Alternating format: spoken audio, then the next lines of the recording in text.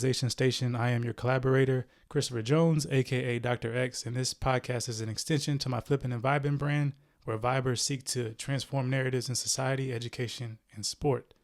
Today is our collaborative praxis series, where we have the enthusiastic viber, Maja, with us today. Maja, how are you doing? I'm doing so great. It's finally sunny in Durham. It's the best day in ages. That is a good thing. I'm sorry, I never said your last name. How do you pronounce your last name? It's Kutlaca. Kutlaca. Yes. Okay. Did I do it right the first time? Yeah. Kutlaca. I did it right. Okay. Yeah, it means funny thing. It means a soup ladle, actually, in my language. Ladle. Yes. Okay. How do you feel about that? I always laughed about it with my dad.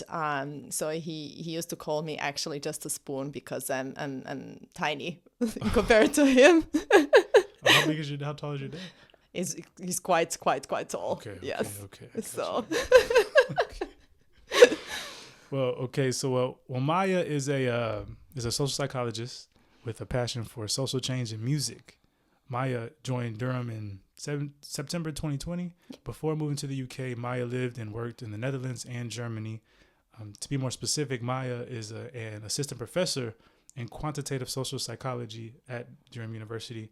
And Maja also did a postdoctoral fellow in social psychology at Osnabrück University, Germany. Yes. Oh, see, we talked about this. Like, my partner's Austrian, so I'm trying to learn a bit of German. So I think that was all right. Okay. Yeah, that's a bit about Maja. Thank you for coming. Thank you for joining the show. I really appreciate it. Because you could be anywhere else, but you're here with us today. And also, Maja's research interest is around allyship, collective action, ideology, morality, polarization, prejudice, and social change, right? And today, specifically, we're going to talk about a bit about Maja's research. But before we get into Maja's research, we want to know a little bit more about Maja, right? So this is the part of the show where we just vibe and allow listeners to get an idea of your background and your personal interests. Okay, so Maja, what's your story? Tell us a bit about yourself, your birthplace, and family. Yeah. First of all, thank you so much for inviting me. It's really a pleasure and an honor to be here. My history. Well, I'm originally from Serbia, from the capital city of Belgrade, and I grew up. So I was born in 1984. I'm not ashamed of my age. No, 80s baby. Me too. I'm an 80s baby. Millennials are cool. That's what I'm going to say. Millennials are super cool. But it was an interesting, I guess, time towards the end of what used to be quite a large country in the Balkans called Yugoslavia. It was a communist, socialist country that fell apart and went into a gruesome war in the 90s. Where especially people from Serbia and of Serbian nationalities committed horrible atrocities against people in Bosnia, in Croatia, also Slovenia, engaged in quite a bloody civil war. And then also throughout followed that with quite horrible things that happened in Kosovo as well towards the end of the 90s. So in a way, my childhood was weird. Okay. Let's put it like that. And I guess I never really knew as a child what it was to grow up in a peaceful place or something. How did that make you feel? I guess you don't know what you're missing until you see it in a way. Oh, right. So I think I only really realized that when I moved away and to the Netherlands because I got a scholarship to study there. Okay, congratulations. So yeah, I guess as a kid, my parents, especially my father, was very much involved in trying to overturn this disgusting regime of Milosevic that was involved in all these atrocities. So I grew up with a dad that went every day to protest, that was, taking pots and pans and making noise every day after work. My whole house was always like covered with resistance against the. Okay. It was always there was a fist on our door, resistance flags everywhere around. Wow, So it okay. was quite that was just a normal thing. Okay. So that was quite nice. So I thought, oh, well, that's how everyone grows up. Basically, all my friends. When you're young, that's what happens when you're young, right? Yeah. So that was kind of and then I witnessed this. I think so. In '99, there was a NATO intervention where the war came right also to my door as well. So, kind of having that experience, wasn't a great experience. But then at some point during my studies, I did actually my first education was music. So I planned to be a musician. I wasn't, I think, that great at talent, but I did love music a lot, and I played piano for many years. Okay. And at some point during my studies, I also thought, actually, I also have other interests, and I started studying psychology, and really, it's now what I do. And I got this opportunity, really, really great opportunity to study in the Netherlands, and that's when I moved. And that was really, from a post-communist, very city of Belgrade, coming into this tiny little town of Groningen, Okay. that I know how to pronounce now, which is from, 15th century, the university that already exists for 400 years, where people cycle every day to work, where there's almost no poverty. There were, a couple of homeless people that everyone bought coffees to. It was a completely different experience of life. How did you navigate that? At the beginning, it was just awkward. Right. I mean, on one hand, you think, oh wow, people have figured it out somewhere. Somewhere it looks like it's rich, it's wealthy, it's all of that. And then you kind of realize at the same time with the rich and wealth and have met many amazing friends, Dutch friends that I have for a lifetime. At the same time, you realize that the history of wealth also comes from quite a horrible colonial history of the Dutch society that still at that point had the Zwarte Piet, the Black Piet and black-facing figure as part of their traditional holiday. Right. So that was shocking to see for someone from the outside. So you have this like polar opposites in the society. Okay, I got you. So, but I guess, it was a change to life, and but amazing opportunity to study and to learn from the great scholars there. So this is where I also then decided to do my PhD. And throughout my master's that I've done there, protesting was a big part of my life where I grew up. It wasn't something that came, or you could see a lot in the Netherlands, but it was the years of the aftermath of the financial crisis, so 2010 and 11, which started affecting then quite a bit of the European economies, and austerity measures were brought up. Okay. And it affected especially the south of European countries. And there was a lot of protests, and the Occupy movement became quite big. The real democracy became quite big, and I joined as students were joining the occupations and the protests. And then I thought, actually, I really, always enjoyed this, and I thought it was important. So I thought maybe I should turn it into a study. Okay, nice. And this is how I wrote my PhD proposal. Okay. That's okay. Yeah, and then I spent next 4 or 5 years working on that. And from there on, moving to do my postdoctoral studies.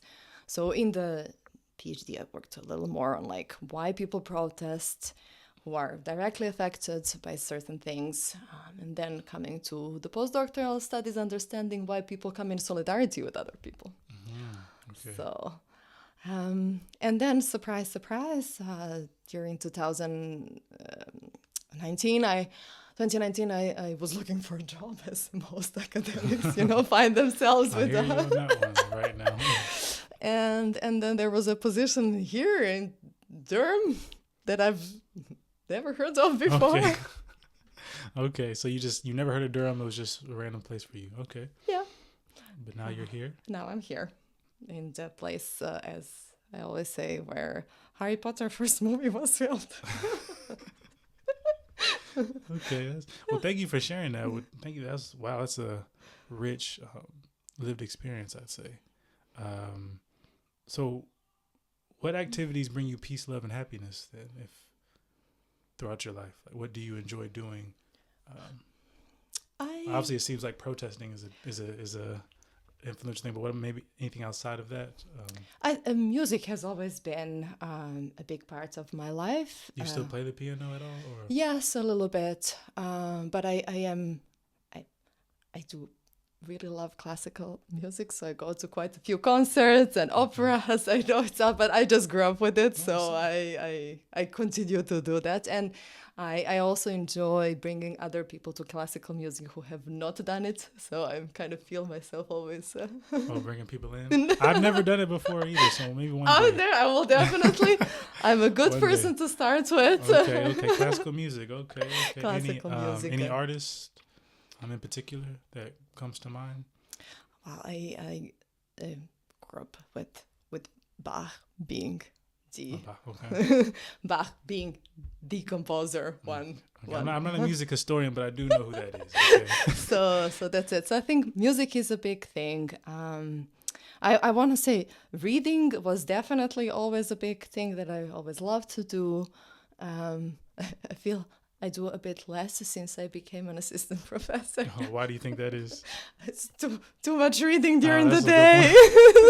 That's a great point. Marking, we're saying. And what type of what was your genre that you used to, your go-to genre that you like to read? I think I used to love science fiction. Okay, that's all right. I mean, we all have our own taste. Okay. And then from there on, I like all different kind of inspired historical books or something that reflects on people's stories. Not like historical books based on actual like things, but inspired by them. So fictional history and just knowing different cultures and so on. So, but yeah, I'm rediscovering in the beginning of my 40s again, science fiction again, which I'm enjoying. I'm still trying to get into science fiction. I haven't done it yet, but I need to, because I know Afrofuturism is getting really big right now. So it'd be good to do that. Well, and then okay, since we learned a little bit more about your lived experiences and what you like to do, what could you think of any people who have been influential to you at different stages of your life? I know you talked about your father. It's an interesting question. I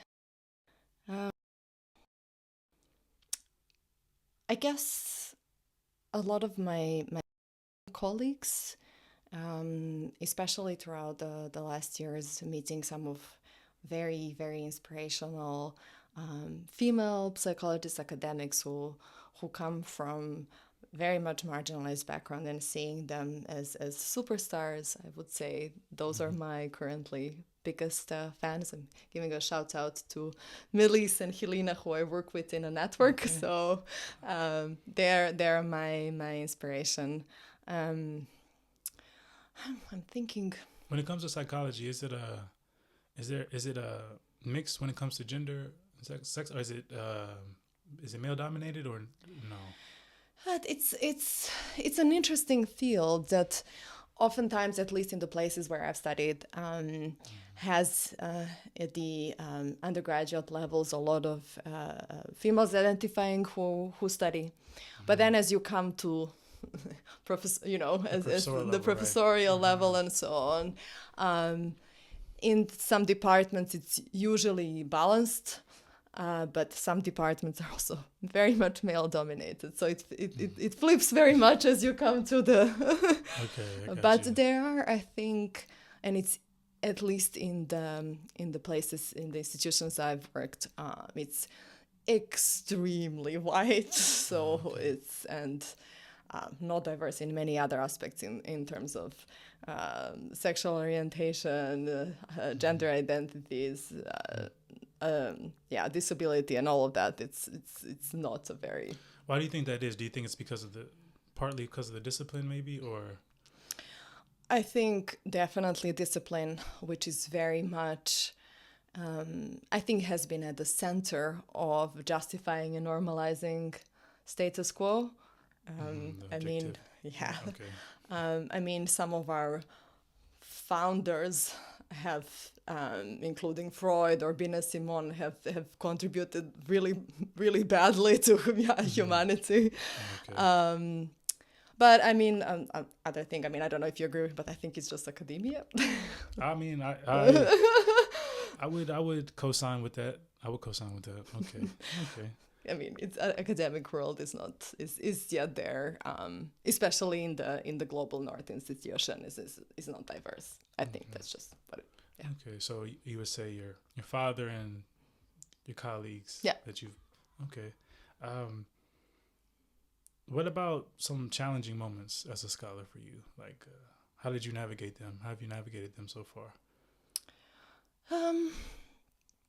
I guess building support networks, finding jobs, and surviving in a kind of extremely competitive environment. It can be very daunting, and I mean you're experiencing, but like when you're from a visa, you have to deal with the visa, deal with the fact that there are limited financial supports around you, then that you have to run around and prove, in addition to having to publish a lot and for yourself you're the best, you constantly have to show your best. I hate it, but like that's I think that's having a great support network among my peers was what kept me going, and also support of my partner. So and my parents, who were cheering me that I should. I don't know if I navigated them well. I guess yes, I have a permanent job, but I think a lot of us suffer from poor mental health and dealing with the toll that all this struggle brings with. And that's my other question. So I guess we've talked about. I guess it depends on the person, doesn't it? And I think that's what we're going to get into about. Today we're going to get into allyship and how do we and the multiple perspectives behind that, right? I guess because you're saying it's certain things can be taxing being a scholar, but do you feel everyone feels that? Not everyone, but do you feel, how many people do you feel have that type of a mentality around really trying to make a difference? Because social psychology obviously is a field where you would want to at least make people be better human beings, right? Or enhance the human experience in a positive way, right? So, don't know. I think one of the challenges, first, is on the one hand in our field, is that one of our key founders of our field, Henry Tajfel, who is the social identity theory founder that we base most of our work on, turns out to be a sexual harasser. Okay, wow. Yeah. So how's that been negotiated? It's been a difficult conversation in the field where, on the one hand, this is the basis of what we talk about, group identities, struggle for power, and all of that this person wrote and started, and on whose premises we built on and continue legacy, and we all cite these papers, but then there's this other side, right. This person, which is pretty horrible, and even led to for many years the main award, for instance, in the European Association was named after him. Now it's revoked precisely because, well, it's a little bit morals. Okay, wow. Okay. So And can you repeat the name again? Henry Tashville. Henry Tashville. Okay. And I think, coming into this whole allyship thing, I was hired on a project led by Professor Julia Becker in Germany, in Osnabrück, where I started getting embedded into the topic. It made me really more aware, I guess, as I was researching, of all the problems that our literature has in how it defines issues, defines groups, how it treats power, what it ascribes to people from powerful and privileged groups. I hear you. Thank you for that intro, because that's what we're gonna get into now. We're gonna let's flip it, okay? So now we will get more into your work and how you flip the script to like traditional narratives within it, right? And I've had a chance to do an overview of some of your research and articles that you shared with me. Much of it is around what it means to be an ally and the multiple perspectives we should consider. So for our Viber audience and us too, let's flip it. Let's flip the ally script, shall we? So what are your perceptions of, I would say, a traditional or normative narratives within your field, within your work that you do in allyship? So I think my first readings when I started getting acquainted was this idea that being an ally is something amazing. No, we all need allies. Allies to do stuff, and they're both this amazing people, selfless, wonderful, altruistic, Mother Teresa's of this world. And then at the same time, they're also, not only they're these wonderful people, they have all this power, that to actually bring about all this change. And that was kind of a thing you could read in almost all papers. I think one or two were very, very critical of, and a couple of researchers in US and in Canada, but who were kind of on a side, allies, great, but I mean, they can also be very selfish in the reasons and in actions that they engage, and we need to be aware of that, and we shouldn't portray this as a as this amazing, wonderful, selfless individuals.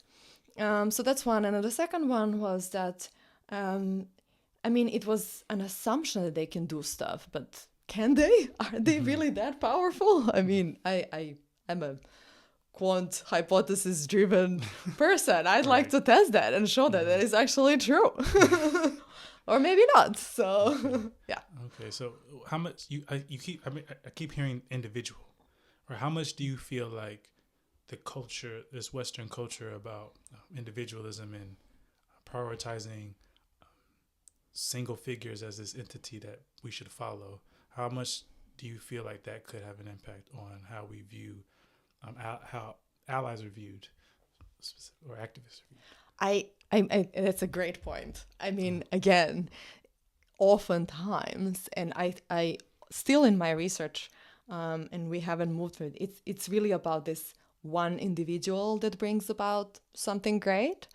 And sometimes it's important to study from the individual perspective. But that gives center and power that this one individual doesn't actually have.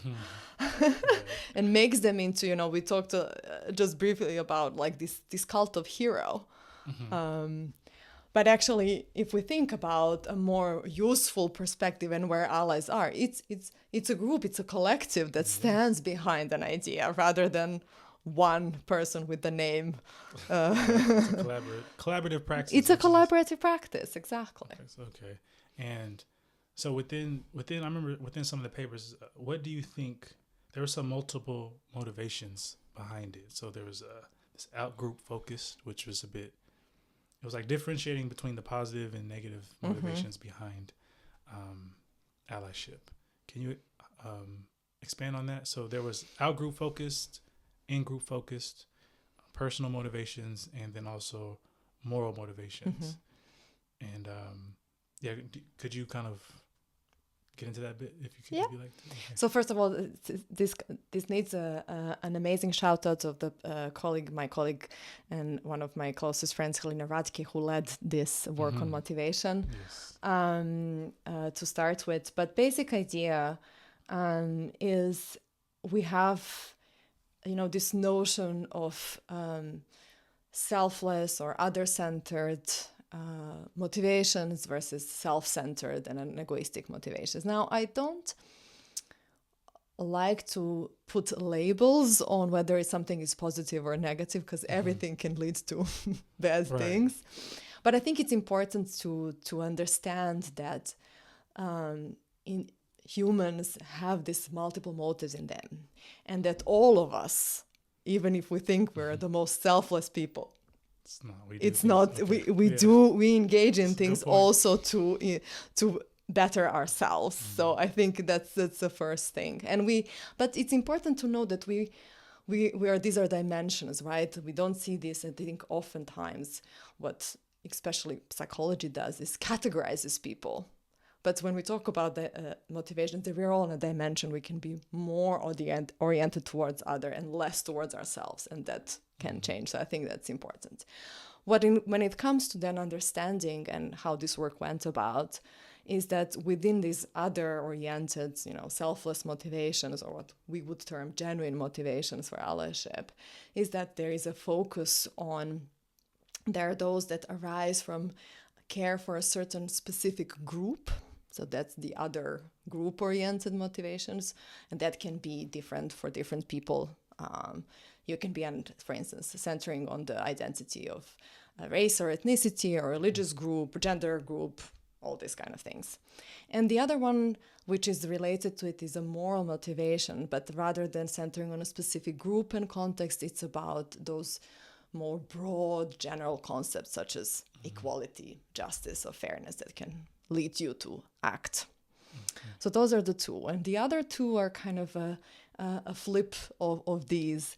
So the in group, what we term is that you consider the other group and their struggle, but actually in the end, you're still motivated about protecting your own group, right? So yes, you recognize that perhaps, there is some inequality between the groups, but ultimately you don't want your group to look bad, for instance, and you're motivated to still keep the relative, you can reduce the difference, but you're not rejecting it. Okay.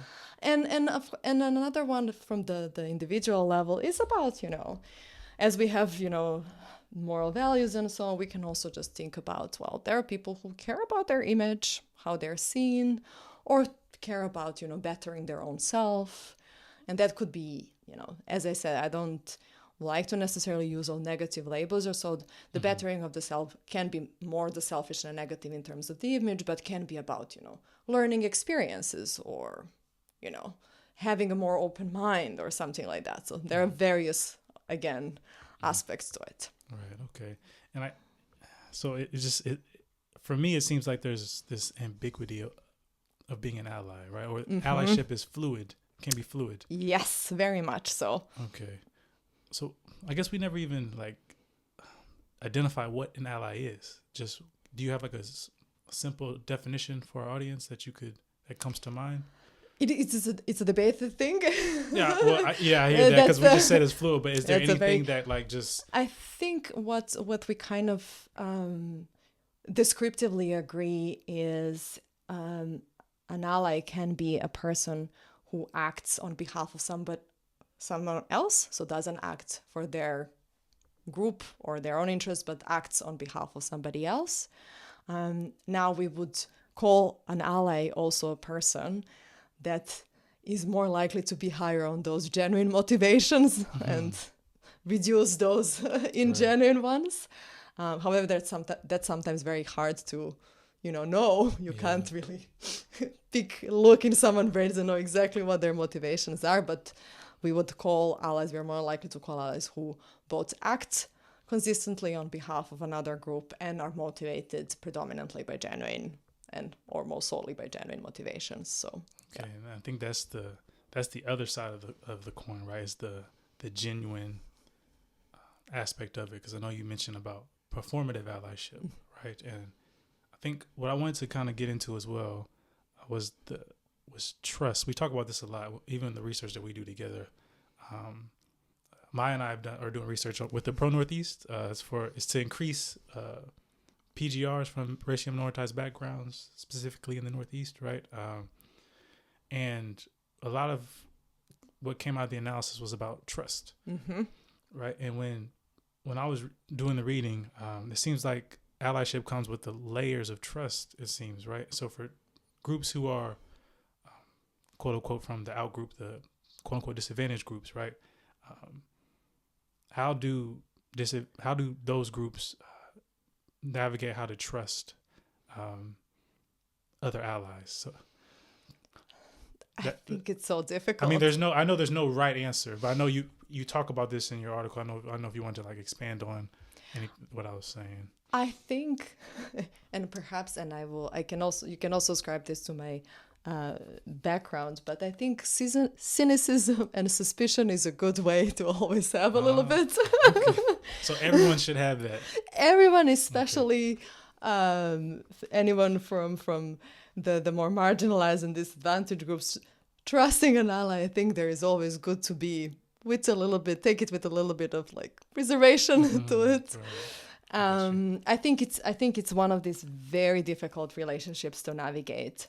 And I think because you never know, and ideally, our allies would be always there, always willing to act, always willing to take the back seat and be there to support, never be there to, take the center and make it about themselves. Whether that's realistic, maybe for some, yes, but right.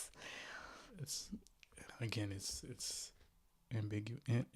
So, and then I guess that goes to people who are allies, right?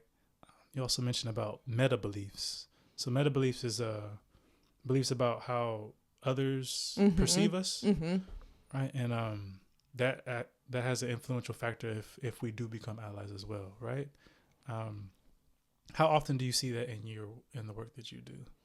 So this is one of the work we cited, one of the excellent papers in our special issue. Shout out to the authors, who is an amazing former PhD student of my colleague Ayadra, who published this work that really, really provides an important reflection that allies have can have their own beliefs about how they're perceived. Now, they might, everybody, I would say everybody wants to be perceived in a good way, but they might also suspect that they may not always be perceived in that way. And that can also affect how they act, right? If they might think that the others don't trust them, or that they are not, doing and being the best people. But I think bringing back to the trust issue, I think if allies, and especially those who they act for, and allies are willing to learn and change, and being trusting in that process that they will be able to learn and change. I think from that part, that could be the most transformative and the most genuine way allies can be parts of the movement. Okay, and to like expand on that, and groups who are disadvantaged in a sense. There was also mention about trusting or having more, being a bit, I forgot what the word was, but it's like more, I would say being angrier at someone who does put on performative allyship. Oh, someone who puts on performative allyship rather than someone who outright is not an ally at all, if that makes sense, is against something, right? How how often do your colleagues and yourself like get into that, see that within your work? If you get what I'm saying. So the thing about the performativity part, I think, I mean, I think I haven't seen it much. I think it's something to really look into, whether we are more disappointed by those who, say they will do something, but they don't. I know me for a fact. If it's somebody who's supposed to be on board and then comes out being a fraud, Malcolm X has this quote about wolf in sheep's clothing, stuff like that. I'd much rather have someone who is like Trump. I guess you can actually know what that person is, what they're preaching, rather than someone who's hiding behind that, right, and trying to be this outward ally, if that makes sense. But yeah, sorry I interrupted. Go ahead. No. I think there is definitely, as I said, suspicion and being angry about it. I think that's always a healthy way to approach it. I do think, though, that there is a point in expressing that anger, and if the other person is willing to learn from it, then there may be, potential to salvage that relationship and that ally being actually changing.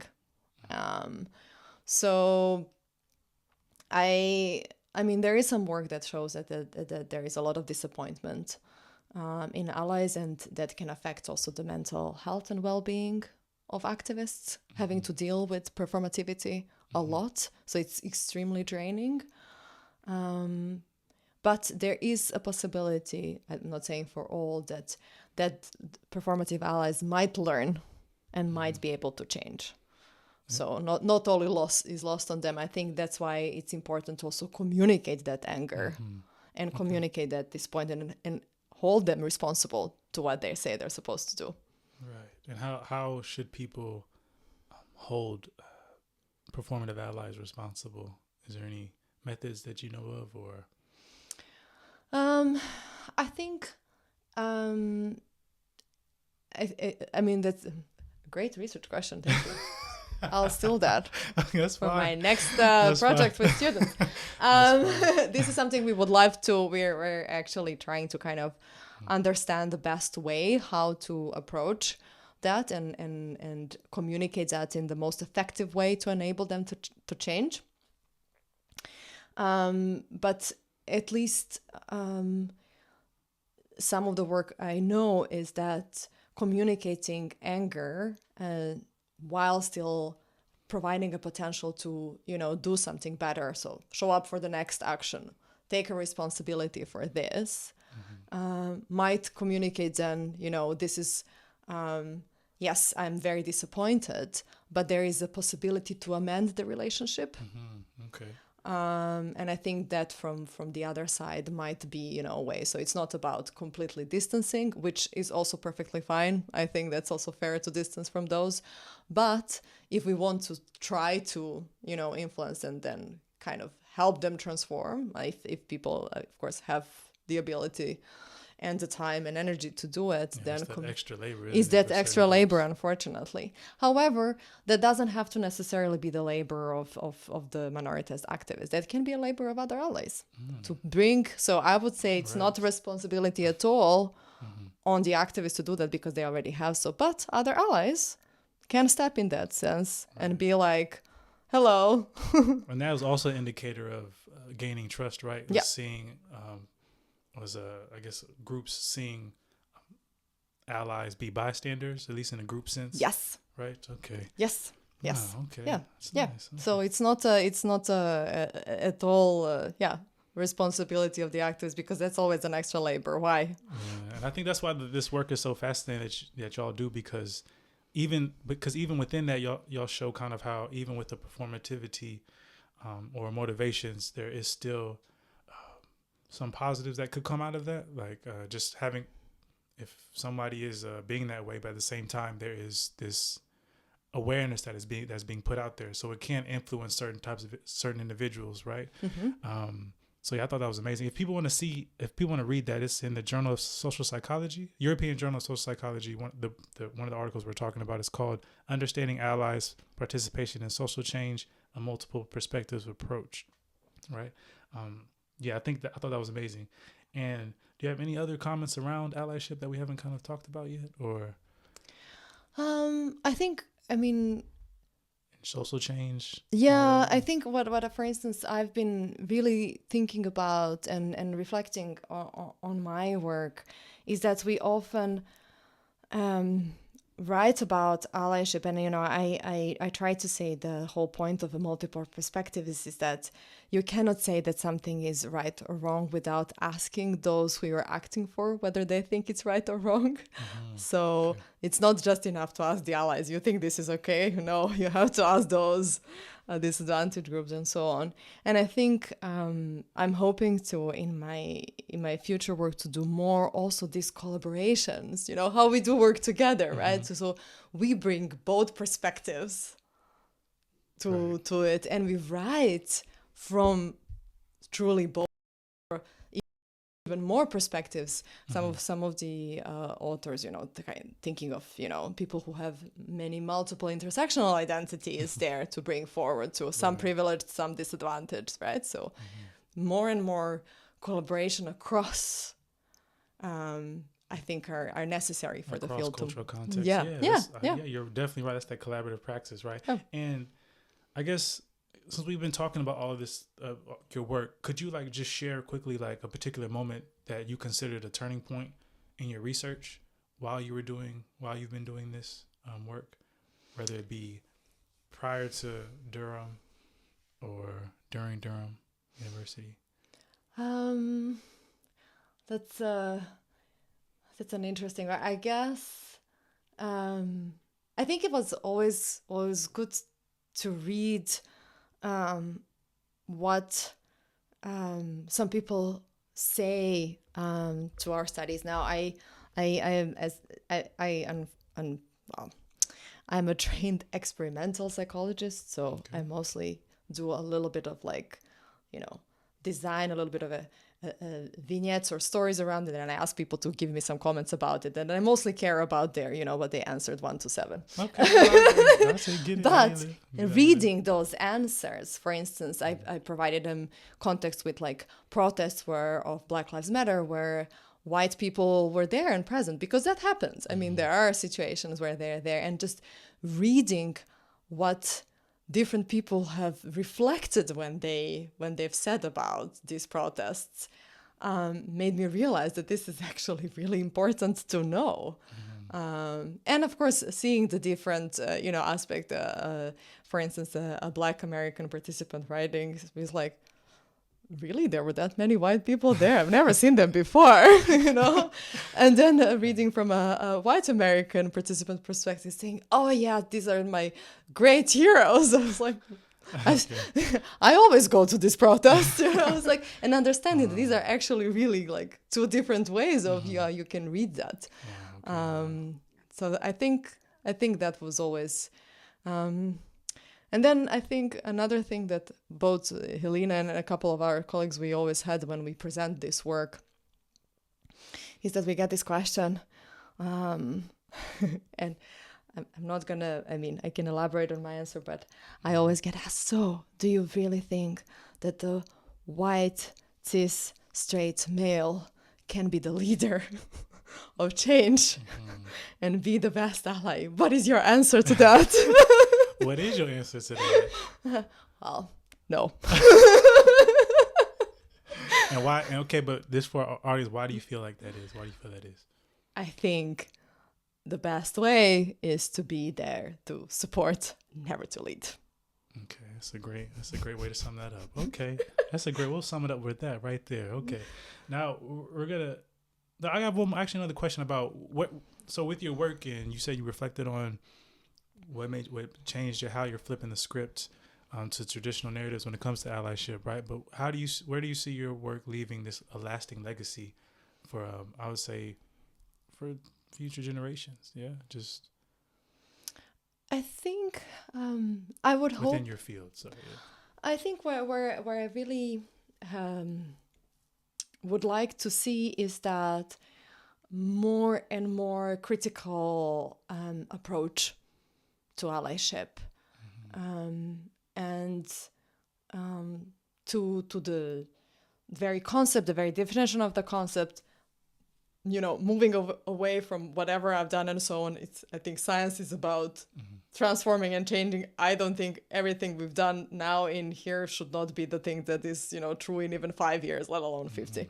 So science is always about changing. But at least having this approach that it's important to step away from idolizing and making certain groups or individuals into heroes and being very critical about it. That doesn't mean that it's not useful and effective and important, but having a more nuanced approach, as I said, like even with the motivations, it's not about good or bad. It's just about it's about nuancing. Right. Nuancing. Everyone has different perspectives, right? Yeah. Okay. Wow. Yeah, that's like I said, when I was reading that definitely hit home, I guess you could say. It made me really think and I guess it allows you to be more curious and be more open to different people, right? And that's definitely an inclusive approach, I'd say.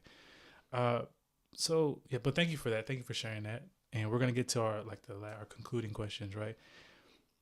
So we're now gonna conclude the part of the show with where you will offer us insight around rehumanization.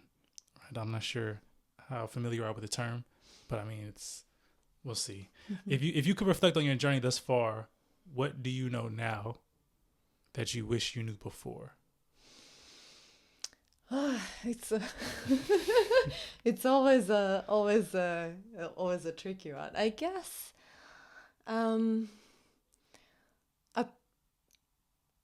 Appreciating that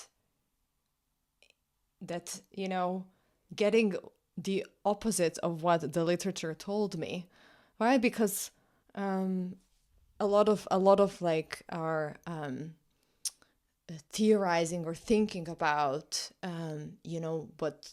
creating in our hypothesis, we base it on what's done before. And then when you see the biased literature, I'm sure you have experienced this in sociology as well. Yes. You tend to form an opinion, right? This is what is presumably true. And now, actually, I was quite happy that a lot of my hypotheses did not come true. Okay. No, because it was a great learning experience to make me rethink how I view, first of all, the literature and the methods that have been used, the conclusions, and the singular perspective that you often existed in the published work. So I am happy that a lot of hypotheses did not work, and I could learn from them and change the way. Oh, that's good. That's a great point, because when I'm thinking about my PhD journey in the beginning, I was reading, I think it was Durkheim, and they were talking about Africans were savages, etc. And I was sometimes I would have reflective notes for different papers or books that I'd read. And one of them in the beginning, I have it saved, and I just put, just because white people created everything doesn't mean they have the right to treat us that way. But in reality, white people didn't create everything. And then I learned more of my history. Africans created pretty much had to really have a lot of contributions towards history, right? And I mean, those are things I didn't learn in school, right? I learned more about like I said, individuals. Go back to individuals, or I would say groups, like European groups, white males in particular. I guess this is why you mean white cis heterosexual men can't really run things, because they've been the ones who've been, I guess, they've been running the show all the time. I'm sorry. We need to move away from that. It's time. It was time so long ago. I hear you on that. Even me, I feel the same way as far as, just even with me, my idea, I think, it's definitely, it takes a village, doesn't it? It takes more than one person. But I guess, that's the traditional narrative, isn't it? Is about glorifying an individual or a specific group of individuals, right? And how do we transform that? But all right. And this is my last question for you. Okay. What does rehumanization look like to you? I think it's the acceptance of nuances, what we talked about. It's really about moving from the binary idea of humans being all good, all bad, all right, all wrong. Rehumanizing is accepting that we all have so many multiple experiences, personalities, motivations, cultural backgrounds, and they will all influence together. And I think the psychology as a science really needs to move towards appreciating the cultural narratives, the experiences, the multiple diverse experiences and voices that have been excluded for a long time, at least from the global north psychology, to start treating people as appreciating just how fascinating they are in their multiple ways. So, right. Thank you. That was a great answer. That makes me, definitely around this. So rehumanization is nuance, right? Allowing people to be themselves, really, isn't it? I'm in sociology, right? But I did draw on a lot of social psychology. I think that's really good because there's both that objective and subjectiveness, but it's not like, it's not distinct with one or the other. You can use both, right? I think that's important. But no, thank you for today. That was amazing. Do you have any other final comments that you want to make? No, I really enjoyed it. It's also nice to kind of reflect on work. I don't think we do this quite often. We're all bogged down in writing our articles. But yeah, I shout out to the viewers and listeners to all provide and share their perspectives. I think just to celebrate all of us in our multiplicity and yeah. I definitely came out of this, but even came out of like your work, you and your colleagues' work, with a different perspective on things, and definitely like, I guess, enhances my argument on how we should flip the script. So I thank you for that. Do you have any social media handles or platforms that you use, or no, nothing? I am very discreet. Stay low key. That's fine. I mean, being low key is okay. It's okay. But if you do want to find Maja, she does work for Durham University. You can just Google her. Or maybe send her. I'm on ResearchGate. Very academic, nerdy. I'm on ResearchGate there. There we go. All right, there we go. But yeah, thank you so much. Thank you so much.